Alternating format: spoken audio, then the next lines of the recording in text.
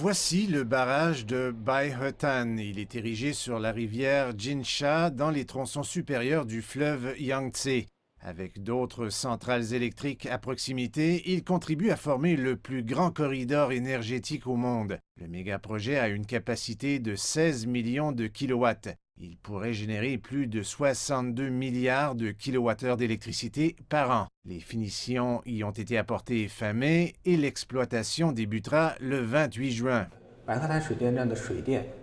En tant qu'énergie propre, l'hydroélectricité fournie par Baihetan réduira la consommation annuelle de charbon standard de 19,68 millions de tonnes et réduira les émissions de dioxyde de carbone de 51,6 millions de tonnes par an. M. Zhou affirme que le potentiel de la Chine en matière de développement d'énergie propre reste encore largement inexploité. Le gouvernement a annoncé son intention d'atteindre un pic d'émissions d'ici à 2030 et de devenir neutre en carbone d'ici à 2060. Pour atteindre ces objectifs, la production hydroélectrique de la Chine devrait doubler pour atteindre 760 millions de kilowatts.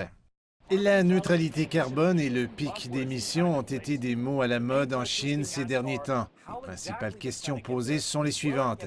Comment exactement la Chine parvient-elle et y arrivera-t-elle à temps? Eh bien, ce barrage fraîchement construit dans le sud-ouest de la Chine peut offrir des indices sur le sérieux avec lequel le pays prend ses objectifs. En termes d'échelle, le barrage n'est que le deuxième après l'emblématique barrage des Trois Gorges dans la province du Hubei, dans le centre de la Chine, et serait le plus intelligent au monde grâce à des technologies qui permettent un contrôle précis de l'intelligence artificielle sur le mélange, le coulage et le refroidissement du béton. Les technologies que nous utilisons nous permettent de recycler l'eau tout au long du processus. Elles réduisent les coûts ainsi que la pollution des rivières et des lacs en raison d'une diminution du volume d'eau usée. L'application de nouvelles technologies a considérablement amélioré l'efficacité de l'exploitation et de cette façon, nous avons considérablement réduit la consommation d'énergie pendant la construction. Et la bonne qualité du barrage réduit également les coûts de maintenance à long terme, ce qui sert le même objectif d'économie d'énergie et de réduction des émissions. Baihetan fait également partie des efforts de la Chine pour transférer l'électricité produite dans les régions occidentales vers l'Est.